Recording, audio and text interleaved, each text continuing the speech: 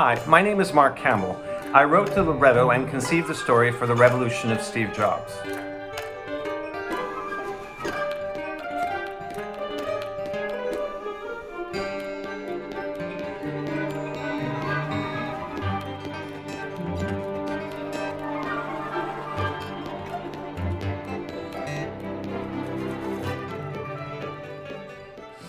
I have to say that I am absolutely thrilled to have another opera of mine playing in Austin again.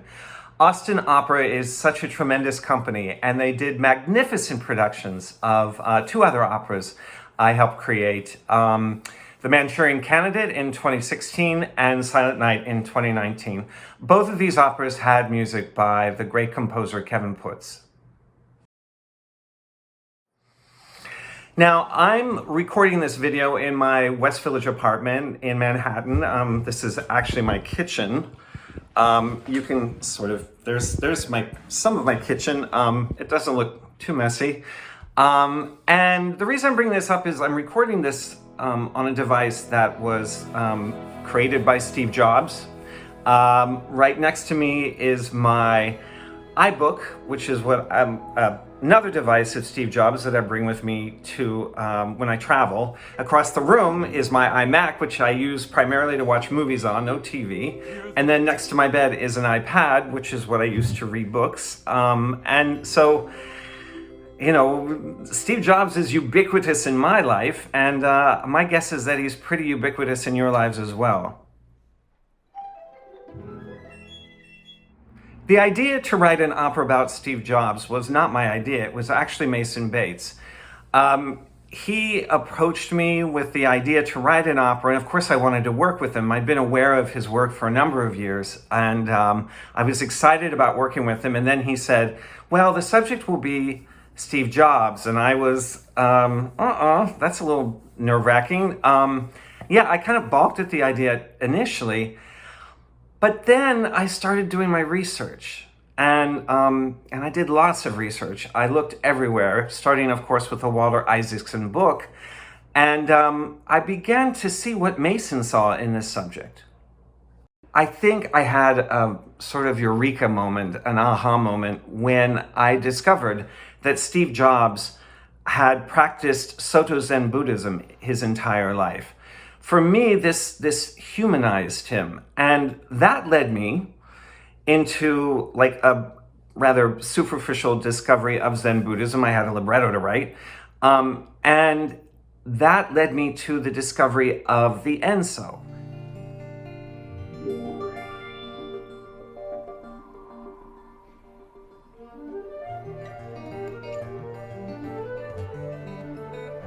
These machines could be something we play.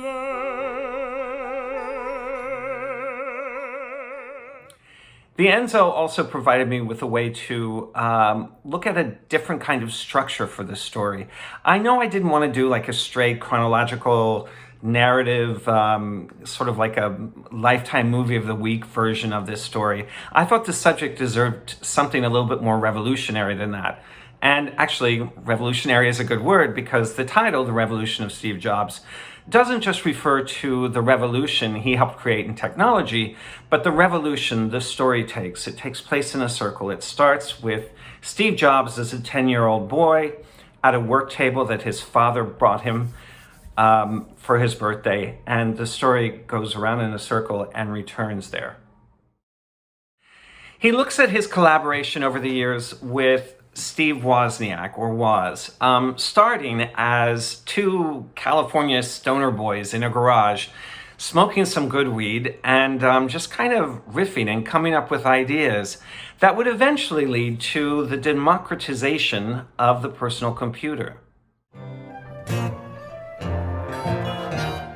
That's one for the common people, that's one for Abby Hoffman, that's one for Cesar Chavez, that's one for the troublemakers, rebels, and sinners who keep this planet spinning.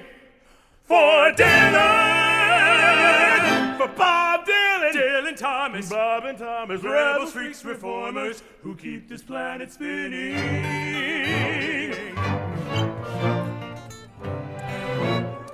That relationship, of course, with Woz dissolved as Steve became more corporate, and also his ego started taking over his relationship with his work.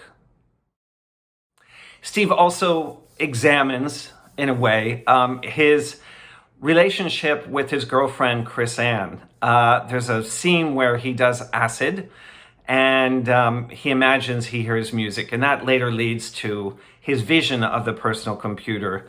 And it also, years later, looks at how that relationship dissolved and how Steve Jobs refused to accept fatherhood initially for the daughter they created.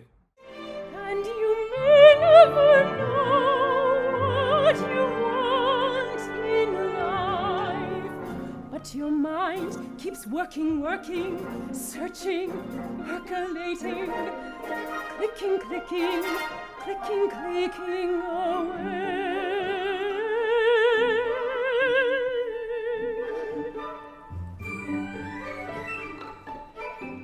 I could learn to like you, like a lot. Steve finally also examines his relationship with Laureen Powell, the woman he would, of course, marry. From the time they met, to the time that they courted, to the time they eventually married, and to the time where she had to say goodbye to him because he was dying. Laureen was always there for Steve Jobs. She was always around to remind him of the joy that he had when he created things as a child, but also to knock him down a peg or two. With Steve Jobs on this journey is Kobushino Aragawa.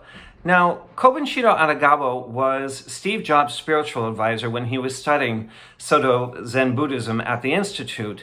But Kobun died actually 7 years before this story starts in a drowning accident. So Steve summons him to help him deal with mortality and also to look at the messiness and chaos in life. Mason's music for the revolution of Steve Jobs is what I think it gives the opera its vigor and its vibrancy. He was so brilliant at capturing the energy of this time, the kinetic energy of this time, and the inspiration Steve Jobs felt as he started helping create these devices. But I also think Mason captures the contradictions in Steve Jobs' soul really beautifully.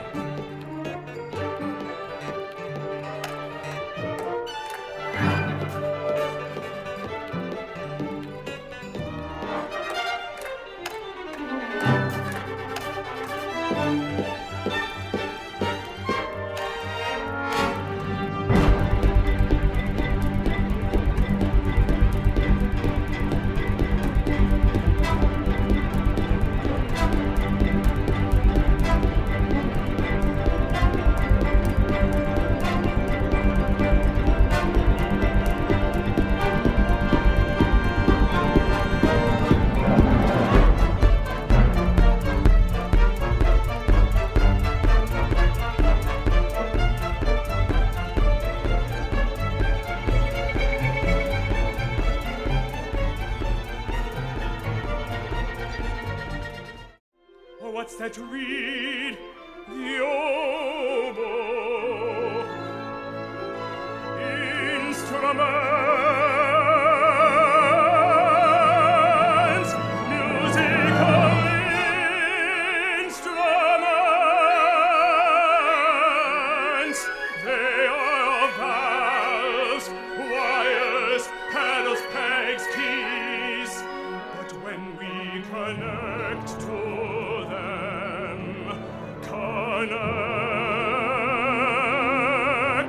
connect, they become something we play.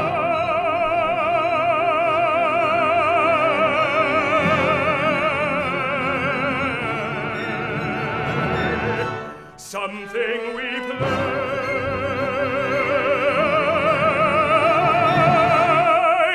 Something we bang, he blow. Something we trill, hums to love. Something we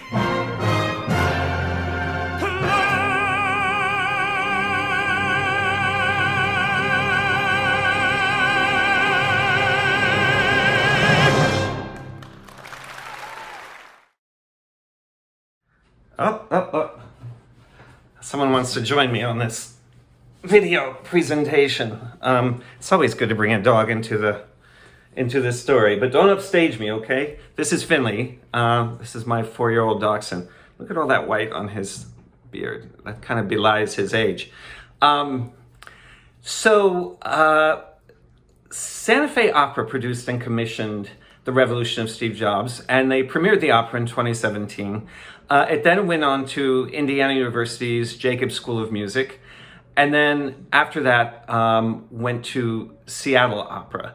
This is an entirely new production that has been created by Tomer Zvulun and his brilliant team of designers. And I'm so thrilled to have this opera, this new production, premiered by Austin Opera. And I'm really happy to be back in Austin again, soon. Say goodbye. Will you say goodbye? Okay, bye.